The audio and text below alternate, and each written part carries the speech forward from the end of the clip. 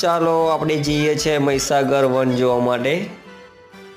આવો મિત્રો, અહીંયા કોઈ ટિકિટ નથી, ખાલી નામ નોંધાવીને અંદર તમે જઈ શકો છો। આ સરદાર વલ્લભભાઈનું સ્ટેચ્યુ છે। પછી આગળ જઈએ, આ ગાર્ડન છે બહુ મોટું।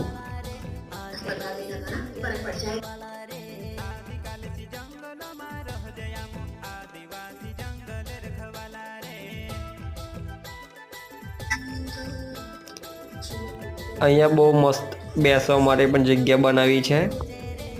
નાના બાળકો હોય તો સામે ગાર્ડન પણ છે, ચિલ્ડ્રન હિંચકો છે, લપસણી છે, બધું વગેરે।